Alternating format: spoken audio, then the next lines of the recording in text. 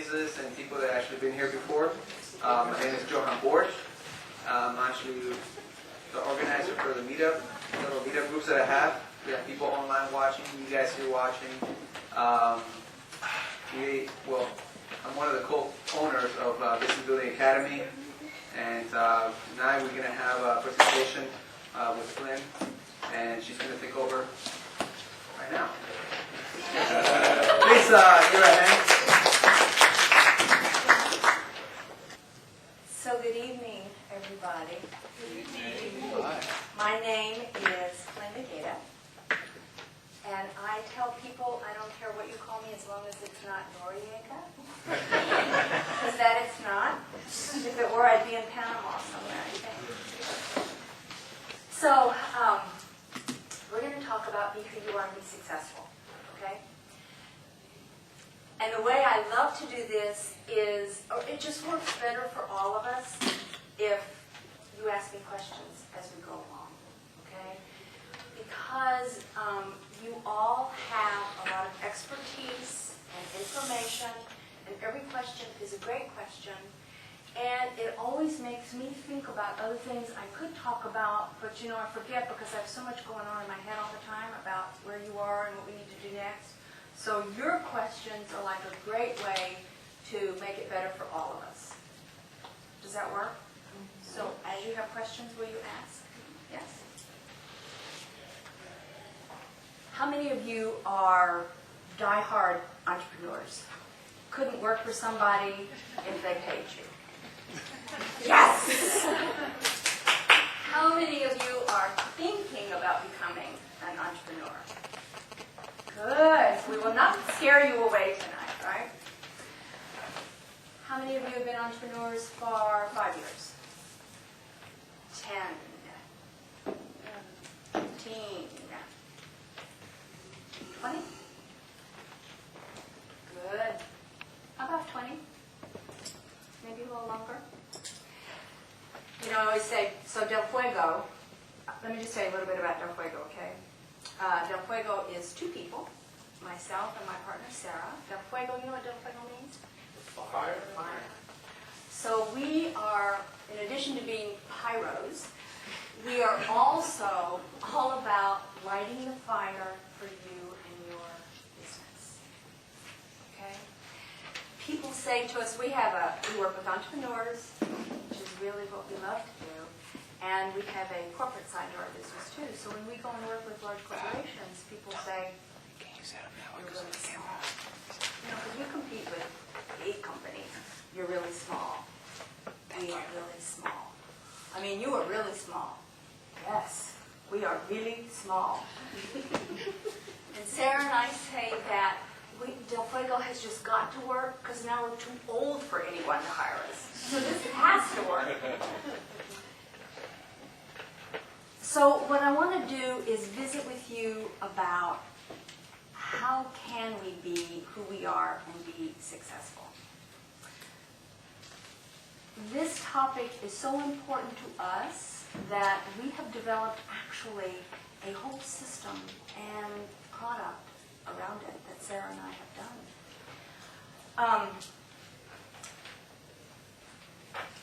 What I want to visit with you about is 4 things.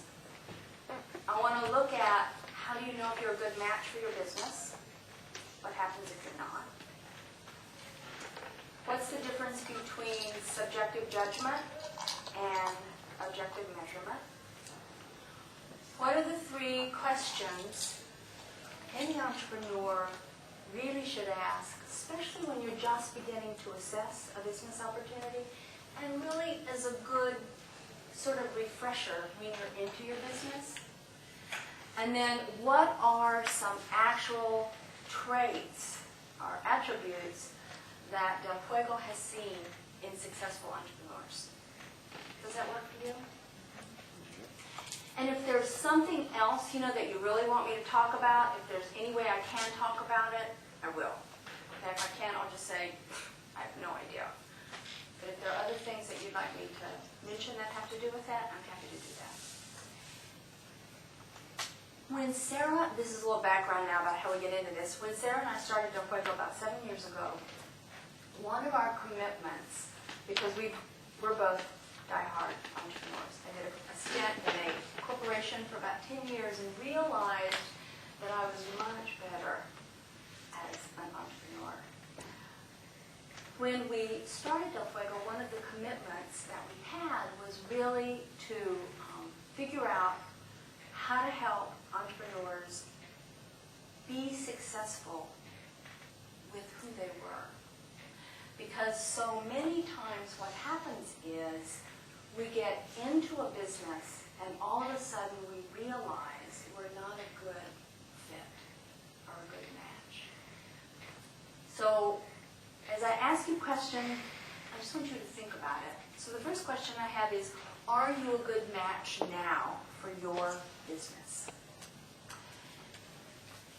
And if you're not a good match, what can you do about it?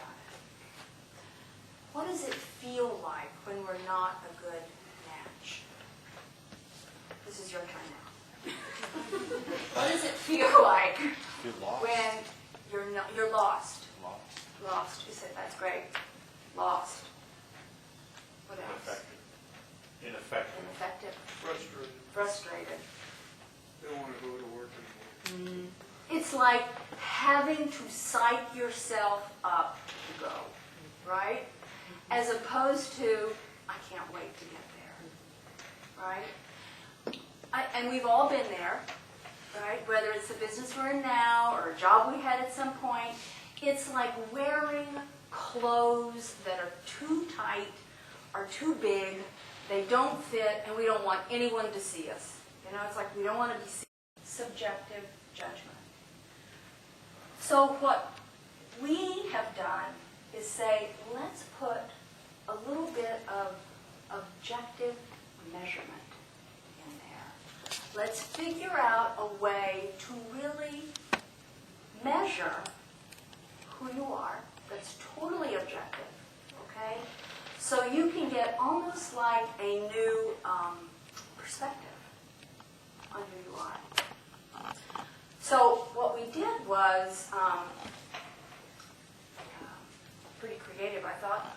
We took the online assessment tool that we use in our corporate trainings when we work with corporations for hiring and coaching, and we actually customized it for entrepreneurs.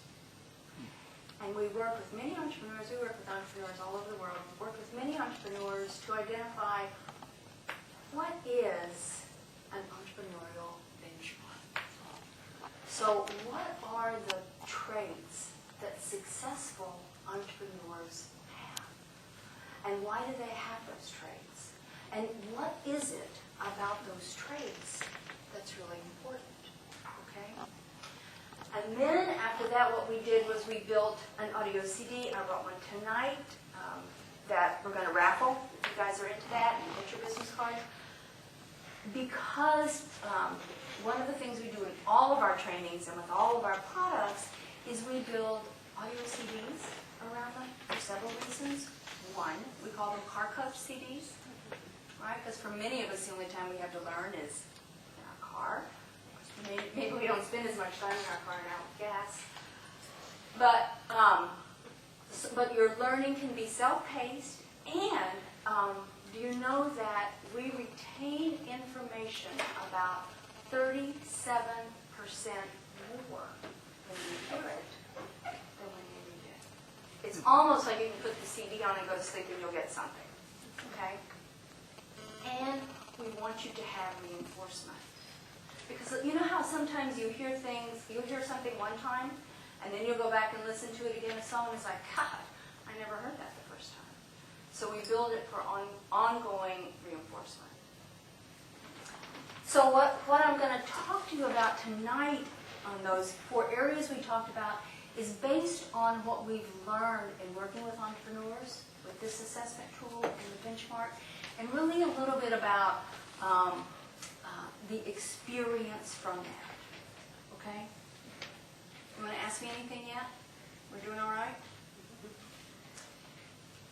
So here are 3 questions I think it's great for all entrepreneurs to ask, especially if you are thinking thinking you're not a good match for the business you're in, if you're looking at a new business opportunity, or maybe expanding the business you're in, or if you're really just thinking, should I even be on my own? You know, so many people we talk to, you know what the success rate is of entrepreneurs, people starting their own business? 10%. 3 out of 10 make it. That's not very high. 3 to 4, okay? 6 to 7 out of 10 don't. And that statistic has been pretty constant for a while. Why do you think that is? They give up too soon. They give up too soon. Some people would say it's money. But I think it's much more than just money. I think it has a lot to do with who we are, right? And what's inside of us that makes us a good match for that business. 3 questions. Can I do the business? Which is all about how do I learn? How do I adapt?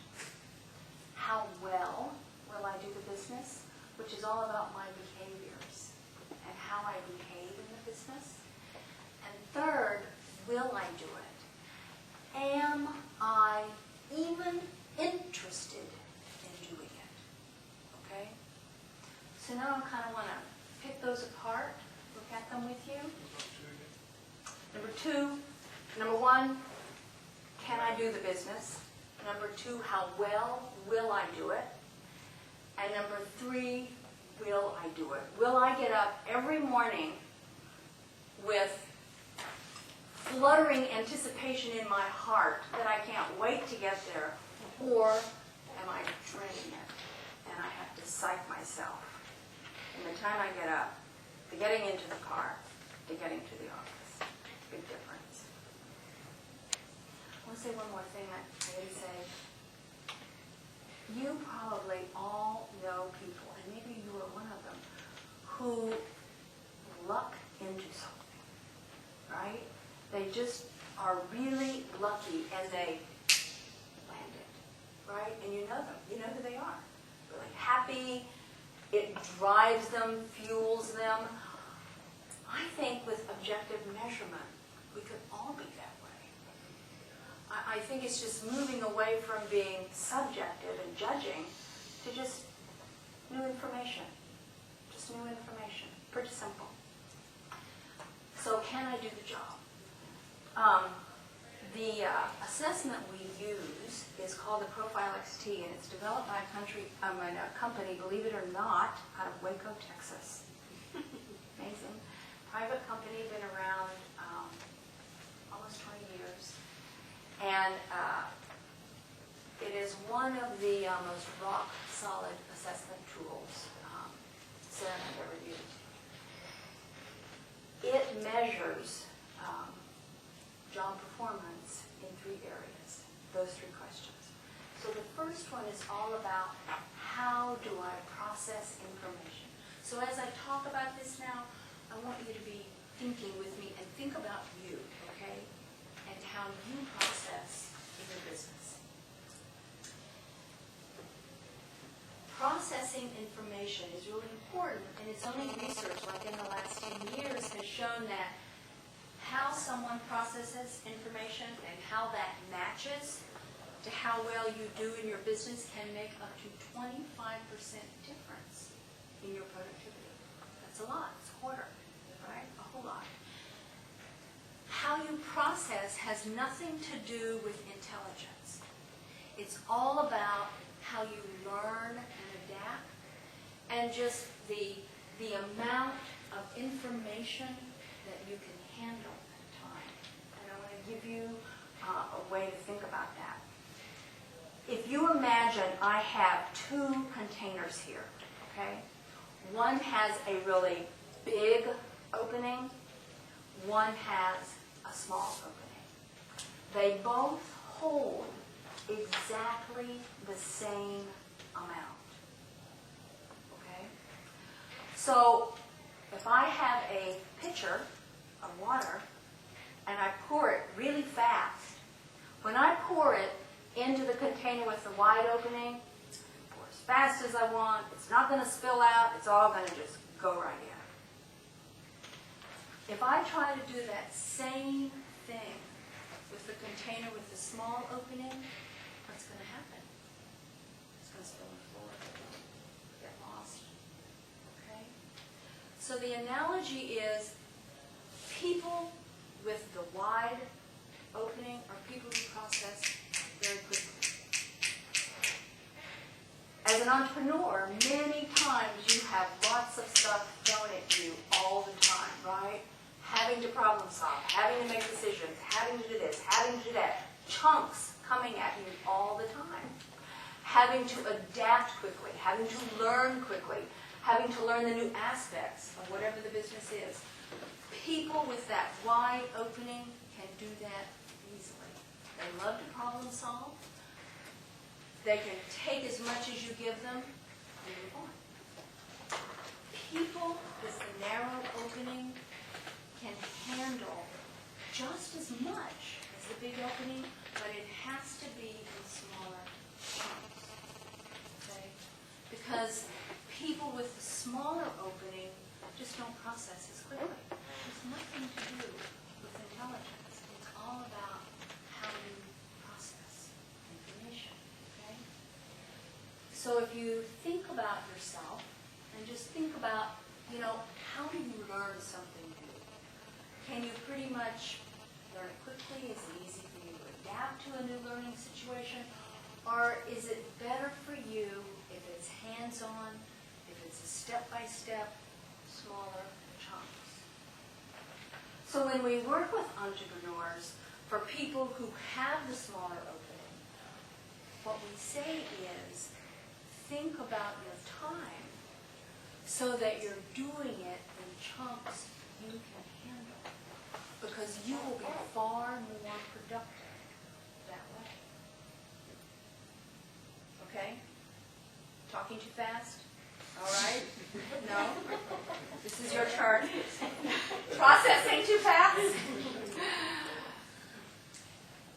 Have you ever met people who did nothing but make trouble in a job? Okay? So those are people with the big opening, right? It's like if you have that big opening, if there are not enough problems for you in a day to solve, you'll find them and make them. You've all known people like that, right? So how we process information is really critical. I say it's the engine that drives the bus because it sort of sets the tone of how am I going to go about processing what I need to do. Okay? Now, on this assessment, that section looks at verbal skill, verbal reasoning, math, which a lot of people like, ugh. It looks at about 90% of the communication skills you use in a job. So it's getting to a lot. And what we have found is that people who have the bigger opening can be more successful more easily because from an entrepreneur's perspective, there's so much you have. Okay? So the question is, well, what do I do if I think I have the little opening? There's a lot of things you can do. You can line up with somebody who's got a bigger opening. And you can really think about putting your day into bigger chunks. Okay? So it's smaller chunks, yeah. Smaller chunks. So it's not all. You don't think you're having to take it all at one time. Okay? You want to ask me something about that? Scheduling is a great idea. We're going to Compartmentalize. yes, compartmentalizing, exactly. With people with that smaller opening, it's like people with the smaller opening. It's like if I want to drive to Amarillo, Someone with a wide opening is going to just go flat out as fast as they can. The distance is the same. Someone with the smaller opening is going to take it at a slower pace. Okay? How well we can do the job, which has everything to do about behaviors. And this area is so interesting. On this assessment, we measure 9 behaviors, which really comprise most of the behaviors that we experience on the job. I'm just going to talk about a few, but the reason behaviors are so important is because I think this is one area where when we do operate outside of who we are from a behavioral standpoint, we may be able to do it for a little while, but it doesn't work for the long run. I want to give you an example. This is a great example I heard from one of the people who works at National who developed an instrument. Imagine that I had a rubber band, and I'm stretching that rubber band. It's like when I have to do a business, when I'm not a good fit, what happens if I keep stretching that rubber band? What's going to eventually happen? Yeah. And that's what happens to us when we get into a business where the behaviors don't fit who we are. Okay? It's like pulling that rubber band until it snaps. So let's just talk about energy skills. Energy level is all about how you manage time, how you manage tasks, the pace at which you like to do things. People with high energy, you can feel it. It's almost like an impatience. They always want to have something going on, okay? And it's like they always have to have lots of activities happening. People with high energy are people who multitask. They have 2 or 3 things happening at a time, and they have a sense of urgency that you can really feel. For entrepreneurs, having high energy is sometimes a very good thing, because a lot of times when it's really up to you to make it happen, there's a lot of things going on all the time, right? People who are on the lower side of the energy scale are people who bring a certain calmness to the business and are really more task focused. My partner Sarah and I are a great example of opposite ends of this scale. So these scales are from 1 to 10, extent scale.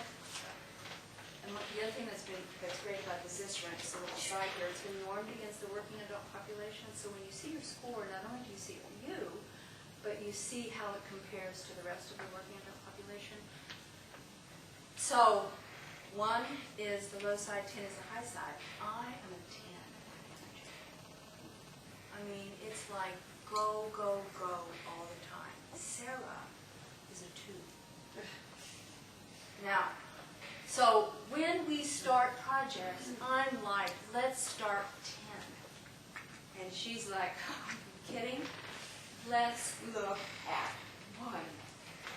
Now, what's great about this and how we have learned to work together is she is much more task-oriented than I am, and much better at completing tasks than I am. Because as soon as I think there's a result, what do I want to do? Move on to the next. Always, let's move on, right?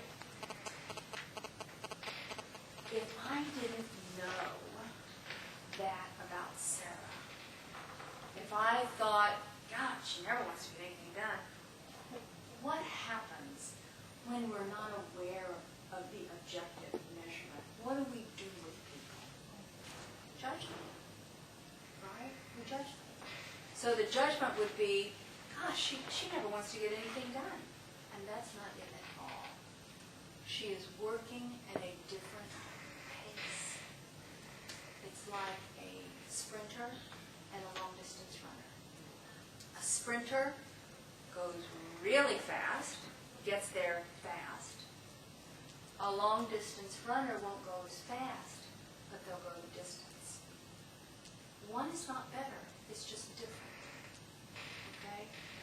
So, for entrepreneurs who are on that high, so if you're someone who always likes to have lots of things going on all the time, the key for you is, if you don't have someone who's a balance for you, is to just really make sure you finish what you start. Because our tendency is not to do that. Okay? And if you're someone who's on the lower end, right, where lots of things all at once can seem overwhelming, that's what we see happens to a lot of entrepreneurs who are on the lower end. It's just too much. I can't do all this. So just schedule and take things in segments, because you don't have to do it all at once. Okay? So you go ahead. I've got a question. Yes. How do you manage to get along with your partner? Yeah. Okay, That's with a you great- sprinting and her jogging, there's got to be Walking. conflict. Okay, all right, walking. There's got to be conflict there. That she feels she can't keep up, and you feel you've got an anchor. This is a great question. Thank you. What's so great about an objective measurement tool? Because when that happens, we can say to each other, low energy, this low energy, this high energy, has to get 1,000 things done. It removes the judgment, so we both know exactly what's happening. It answers all these questions that before was subjective judgment. Now it's objective, and you know why. So instead of making it something that makes it difficult, for us, it's become a great leverage to really increase our productivity and our success. Because now we can use this to balance what we do. Does that make sense? Not sure. Can I ask, so if you want 10 tasks and somebody else wants one, do you compromise so that, let's say, 5, and she has to schedule herself and you have to calm down? So it's a compromise. And it's a compromise, but I wouldn't, you really can't calm down the high energy person. Okay? That would be like taking a wild animal and telling them that, you know, they can't run anymore. It just doesn't work. Because what's key about these attributes is this is who you are. And the whole point about this is to really recognize it and learn it, right? And learn what it means for you so that you can do something where you can really be who you are. For Sarah and me, my high energy is something that is always moving us forward, okay? Her lower energy is something that is always keeping us on track. So she's the one who's always having us think about this task. We want to start this, but we haven't finished this one. It's really important to finish this one. She's right. Okay? And I know that's because she is more task-focused and more methodical about how she approaches things. Neither one is good or bad. What's important, especially in a business where you have multiple people, is to really know who is who. So you can leverage it and not have it be something that deters or goes against what you're trying to do. Otherwise it goes into that realm of judgment. She doesn't get anything done. You can decide when we're done. Okay. How about sociability? Can we talk about that one? That's really important. Sociability is all about really, what it measures is how much you love to interact with people. Now, what would you think? Am I low or high on sociability? High, right? And how do you know that? Because you're here. Because I'm here, I showed up. People who are high on the sociability scale are people who really love to interact. Okay? I mean, they're like comfortable. The more people I'm around, the more comfortable I am. It's the whole thing of you never meet a stranger, right? People with high sociability are people who have a hard time working alone. I can't work alone. I mean, I can be in the office a day or two a week, right? But for me to work alone and not talk to anybody, I would go crazy. I just couldn't do it because I have to interact. It's where I get stimulation and motivation. So for me, high sociability builds everything inside of me that makes me want to do Fuego more. Okay? Sarah. So I think I'm a 9 on sociability. I think Sarah's a 3. Again, using that to really increase our success. So where I'm the one who's always loving to go out, right, and do things, the front person, right, she's the person who can stay back in the office and do the work that has to be done there. If you didn't have your partner, would you be able to do your business? Good question. That's a great question. And I'll tell you, here's the honest answer. Before I met Sarah, and I met her at a networking event, and it was love at first sight, by the way, I was doing a business, and it wasn't working. It just wasn't. You know, it was like maybe it was my 5th business, 6th business. It wasn't working at all. And I knew it wasn't working because I needed someone else. It was the first time in my entrepreneurial history I'd really done something totally solo, and it wasn't for me. So what I began to do was think about how can I get someone else with me. So I started networking like crazy. And it happened. I got very lucky. Very lucky. But I knew it wasn't working. And you know, I think all of us,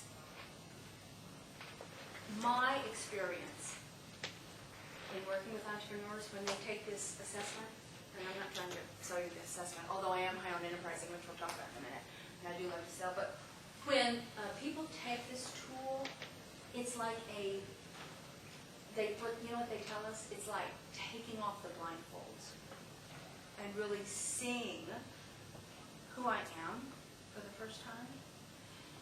And I think deep down inside, we all know these things.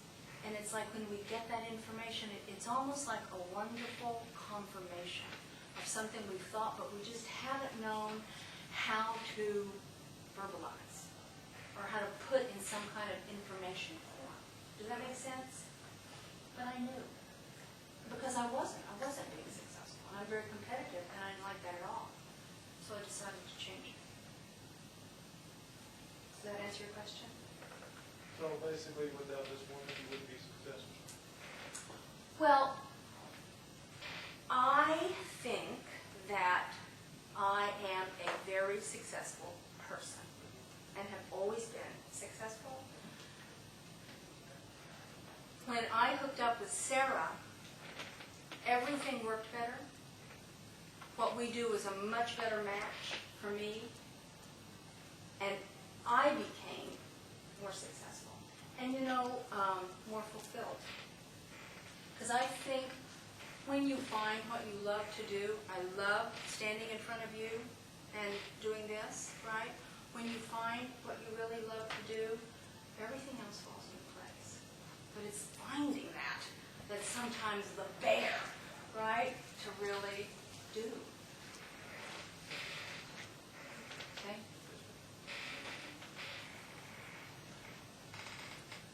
where were we now? Sociability. Low sociability, people who don't really like to interact. They're the people who could sit at their computer all day long and never talk to anybody and be really happy. That's my husband. Never had to like come out of the office. You know, those are the people who don't chit chat, who you'd never find at the coffee machine visiting, right? Really uncomfortable when they have to interact a lot. Really uncomfortable if they have to go to a lot of networking events, you know, just not comfortable. It's like, doesn't feel good, okay?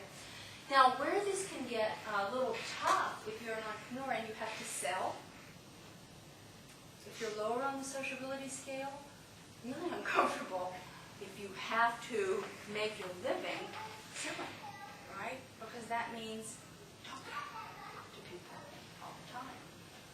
So what do you do? And there are many entrepreneurs who we work with who are on that lower end of the scale. So again, what do? Bring somebody in who's higher, right? Or one thing we suggested that this one person tried and just loved it, and that's how they do it now, is when you have to meet with the customer, do it at a breakfast or lunch, so you're not the only thing going on. So there's something else happening, which kind of takes the pressure off of you. Okay? So to kind of get a sense of this, do you like it? Is that something you're comfortable with? Or would you rather not? How about decisiveness? That's a good scale. How are we doing on time? 8:15. Decisiveness is all about the risk you're willing to take when you make a decision. Okay? People who are high on the decisiveness scale are people who love to decide because they are fine with taking the risk associated with it, whatever the risk. They love to decide because it's just great to decide. Whatever the risk, I'm going to decide. So maybe some high decisiveness people here. People who are on the lower end are people, it's not that they won't decide, and this is where our judgment comes in so many times, it's they want to really think through the situation before they decide. Okay? So in a business, if you have both ends of the spectrum, it becomes a wonderful checkpoint because the high decisiveness person is like, let's go ahead. And the low decisiveness person is like, let's think about this. Let's think about all these risks involved. And it becomes a great balance. Again. Okay? And when you have that many times, and when you are your own show, you have to make decisions, and sometimes you have to make decisions on the spot, right? You have to. So higher on the decisiveness scale is a place successful entrepreneurs are comfortable. Lower decisiveness, however, is never a showstopper. It's just they're going to take more time. And I think this is such an important scale because this is a scale where it's so easy to judge people. If we're high decisive and someone is saying, I want to think about it, our first thought is, never going to decide. What's wrong with him? Never. It'll take forever before he decides anything. And that's not it at all. They simply are thinking through all the risks, all the alternatives, everything that can happen. Okay? So for them, low decisiveness are just not willing to accept the risk that's associated with making great decisions. Very different than them not wanting to say no.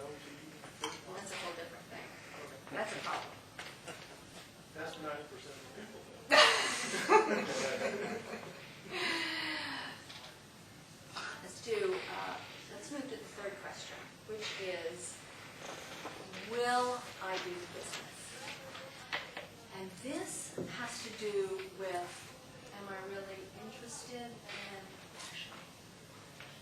Why is this important? Because we all do better at things that we enjoy, right? Common sense. We all do better at things that we enjoy.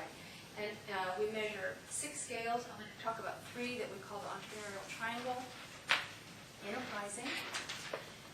Enterprising is all about loving to negotiate, loving to present, to put deals together, to be out in front, to sell. It's all about accepting risk, taking risks. Many entrepreneurs, many people get into business for themselves because they think it's going to be so exciting to have the freedom to be their own boss without thinking about all the risks that are involved. And there are a lot of risks involved. And some of us are built to take those risks, and for others of us, it's harder. And I think that taking risks, if that's something that's not comfortable for you, I think that's something that can trigger stress almost quicker than anything. So people who are high on enterprising, I'm very high, are people who love to take risks, be out in front. People who are lower are people who are more cautious. Okay? And doing something for profit, negotiating, isn't really something that turns them on. There are many scales that are so key. This assessment measures 21. I think enterprising is one of the most important because I think it's what gives the entrepreneur that deep drive to continue to move on through, even when things look bleak. Second one that forms the entrepreneurial triangle is creative. And creative is all about finding new ways to take your product to market, to get the word out about your product or service. It's all about how to do it when it's not working, right? How to not lose that drive to keep doing it when you think there's just nothing else I can do. High creative is always trying to come up with new ways to do things. So low creative, hard to think about that. Hard to think about a new approach or a new way to take the product to market or a new way to open up a new network. Just harder to do that. Not your behavioral tendency. That's what we're talking about, is your behavioral tendency. And the third one is people service.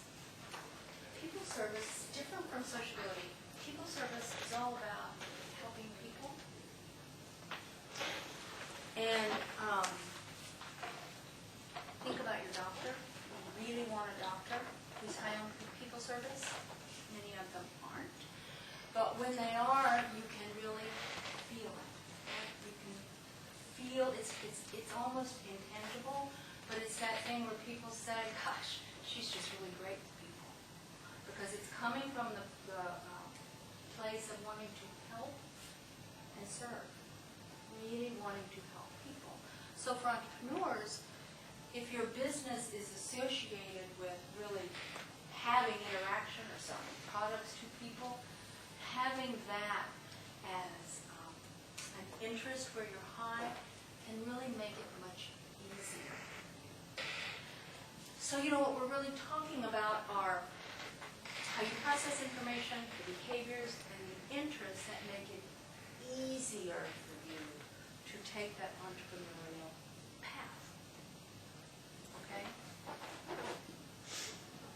Now you want to ask me something? Yeah, when you take those tests, I see that a lot of people, they are not controlled one side or the other. They kind of mingle. They have some characteristics on this side, and then but they are extroverted in both, but they are very organized, so they mix and match. So this particular tool is not a personality profile, number one. And it's really designed to look at job success and how you perform on the job, which is really different. The other thing that's great about it is the audio debrief that we do. And we do a lot of debriefs with people, you know, on the phone if they want, just to really, but it gives you a way to really think through it, okay? And you get a benchmark so you have something to compare to, okay? Because what we did was we worked with lots of entrepreneurs, took their results and plotted them into this. Good question. Another question? You guys are so quiet. Is it because you're thinking? Is that why? Tired? Low energy? How do you Kidding. Normally high energy, going to 8:30 is going. so how do you know that Sarah was the right partner in doing the business? We took the assessment. You took the assessment, Oh, right? yeah, we took the assessment. It's one of the first things we did when we started working together. We took the assessment. So what if she was also exactly like you? Would you have chosen her? Well, I chose her, and she chose me before we ever did it, because we clicked. You know, you have that when you just click with someone? I mean, we clicked. The point I'm trying to make is, when you're looking for a partner, should you be looking for somebody who's as ambitious, who's in the same side of the spectrum? Should you be looking for somebody who's in the opposite side of the spectrum? Because That's a great question. I think, from my experience, I think if you have people who are different from you, it can be very powerful. It can be very powerful. So for us, we hooked up on we're both high creative. We both hooked up on creative. I think that's what really drew us. So we decided we were going to work together, something just worked.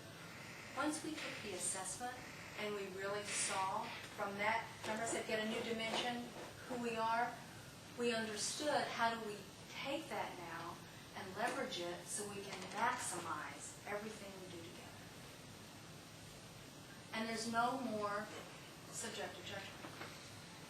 You can kid about it. It's like, Flynn, are you going to make 20 more decisions in the next 20 minutes? Are you going to think it through? Okay? So it becomes a great way to pull people back from an objective standpoint. because one of the problems I see in this is decision making, trying to come up with a decision. You would say, hey, let's go with it. Probably your partner would say, hey, let's not go with it. So, think it through. How do you know this? Most of the organizations face this problem of decision making, rapid decision making. So to me, when both of you are on opposite side of the spectrum, you have a conflict everywhere. You will be trying to resolve the conflict every time, right? So There are other scales that I didn't talk about, okay, that deal with that very piece, because what happens is once you get your whole results on all the scales, you begin to see how these scales work together, okay? And there are key scales for us that work together very well, that allow the opposite ends of the spectrum to work, okay? So on some other scales, if we were very different, it would not be as easy as it is at all, okay? It wouldn't at all. So it's the interplay of the scales together, and it's how those scales work together. I could see where if you're both rational people, We are. okay, that's the first criterion, okay, criterion. And one is risk averse, while the other is accepting risk. that the two of you can get together and using your high creativity, use like a Ben Franklin decision-making tree, and decide in that manner whether or not to do something. That makes sense to me. But if someone is not rational, but entirely emotional, there's no way you can come to agreement. It's a great point, and there's another scale that measures that. It's called objective judgment, and it's all about how we make decisions. Do we make decisions from our gut, which is a very emotional approach to decisions, or do we make decisions with our head, which we call mental toughness? Is there such thing as instinct? Yes, and instinct is on the scale. The lower end is coming from your gut, your instinct. You just kind of feel. You just feel it right here. You just know. Higher end, coming from your head, mental toughness. We are both very high on that scale. So we make decisions based on our head. Okay? And that way you can reason it out and say, here are the reasons we shouldn't do it, here are the reasons we should, and okay, there's more reasons we should than we shouldn't, so we go with it. You're That saying makes making sense. decisions with your head is better than your gut? For entrepreneurs, let me give you an example. Great question. For entrepreneurs, entrepreneurs who are low on objective judgment, making decisions from your gut can become a very emotional way to do it. And sometimes what happens is, because there is all that emotion, right? The decision, how you approach it, maybe how you approach it with a customer, can be much more emotional than needs to be. Sometimes, low on that scale, if you're the one out in front, can almost be a red flag. So describe to me from perspective, objective versus subjective. So, I have a customer who's really unhappy with one of our audio CDs. High objective judgment first. What I do is I'd sit down with them and really ask them if they would talk to me about what wasn't working for them, and really spend some time and find out, because I want to know. Okay? Low objective, I might say, I cannot believe you said that. This is the best CD we've ever done. What's wrong with you? Don't you know? Don't you know? Weren't you listening? Becomes very emotional. Because my decision about it is all coming from my emotions as opposed to my head. And we, it goes back to what I said before about the rubber band. We've coached a lot of entrepreneurs who are low on that scale. And behavior is one of the hardest things to change, right? If ever, change it. And maybe if we do, we can do it for a little while, where eventually it gets uncomfortable. And we go back to how it was before. You guys are good now, warming up. John? What if you've got, instead of people at the opposite ends of the scale, two people that are at fives? How does that work versus? One extreme or the other. So we take you through that and explain that. And, it's like you may have a little bit of both. All right, just a little bit of both, not one extreme or the other.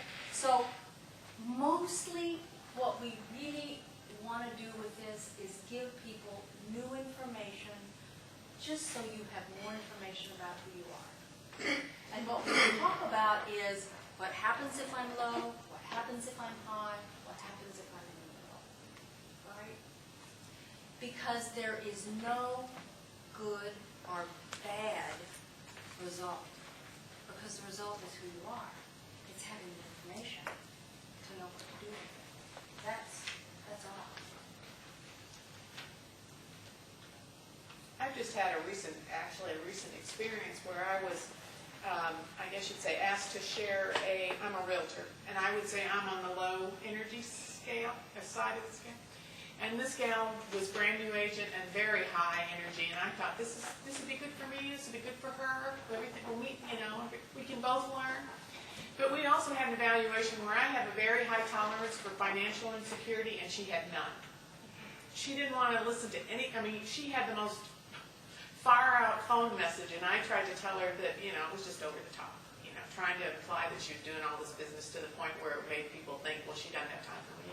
She didn't want my experience, my input, but after 6 weeks, she had no result. She didn't have any, but I thought, man, she's going to be the greatest realtor. She's got this high energy, and she's going for it, So she went and sold houses. She's already quit that. So that's a great example of someone who may not be a good match for selling. And I thought she'd be fantastic. See, it takes more than high energy, right? Can you begin to see it's this whole interplay of these traits and attributes that really begin to give you the information of what am I really going to be good at? What's going to work for me? What is it that's going to be comfortable for me so I put on the right set of clothes and it feels good every day when I go to work? Right? Because that's what we want, is to feel good every day when we go to work. We don't get there. 5 minutes? Oh, it's very fast. Lynn, I have a question. When you take this assessment, so the objective is not to try to change who you are. In other words, some of our characteristics, our personalities do have the weak side of it. So it isn't instructing you, okay, this is how you can develop. No, it's just staying with who you are. That's why we call it be who you are and be successful, right? So the whole thing is, what if I need to be, what if successful entrepreneurs are high on the enterprising scale and I'm too? What does that mean? So we have information for you about what you can do. Because sometimes just having the information, objective information, that's what's really key. Objective, not subjective. That's all the difference. We just needed that little piece of information to open a door or a window as to what do I do. So no, in no way we're saying change, but when you have to operate outside of who you are is when it becomes uncomfortable and you can even risk your health. It's pretty heavy, right? I know, a joke or something. So if you would think with me, just think for a minute about a really successful entrepreneur that you know, who's really happy, loves what they do. It's not that they're rich, they love what they do. Okay? Do you all know somebody like that? Have you pulled that person up in your head? If you haven't really visited with them, I would. I really ask them, what is it that makes you tick? Why are you so happy doing this? Okay? So serious. It's going to be the fear or greed. Fear. Mania is another option. Fear is ever present in people who are having to operate outside of who they are. Okay? Anything else? 'Cause I think my work here is almost done. So, did you turn off the tape yet? No, do you want me to? S'il vous plaît, por favor. So this CD and assessment is usually $130.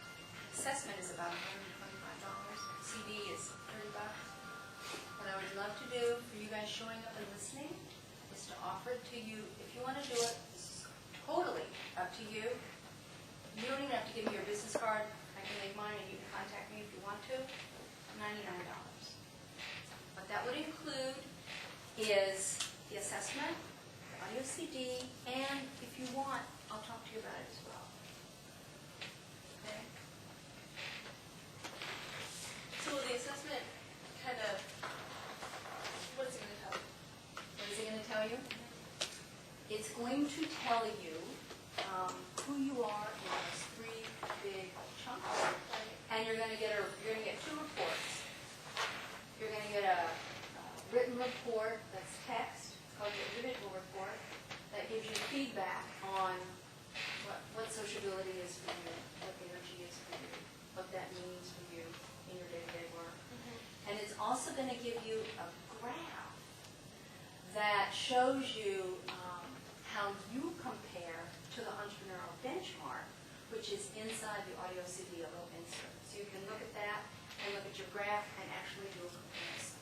So does it more or less tell you, are you balanced enough to be an entrepreneur, or is it more of what field of It's being an more entrepreneur? like here's the big picture of what we've seen from successful entrepreneurs. And where are you at? And you get a picture of where you are.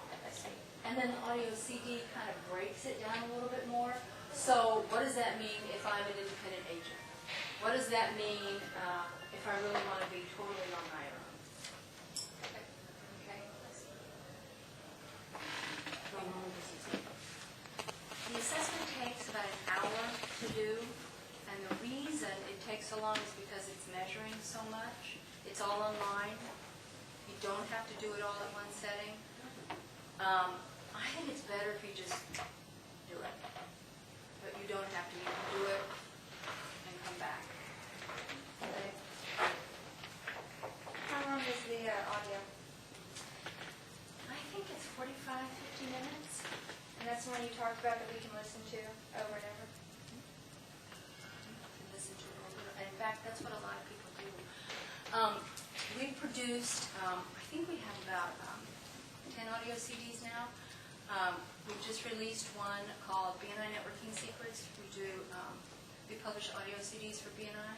Many of you probably know about BNI.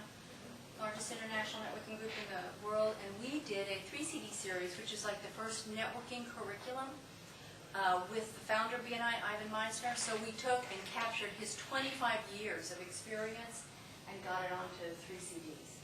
So you don't have to be a member of BNI at all. It was really like, how can we get all of that experience and make it available for everybody else? We just released that one.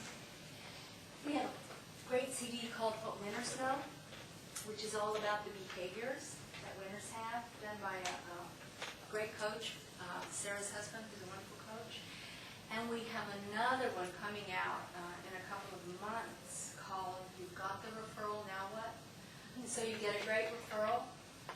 And just getting a great referral means you still have to do a sales call. So this is, how do I do that? Very easy.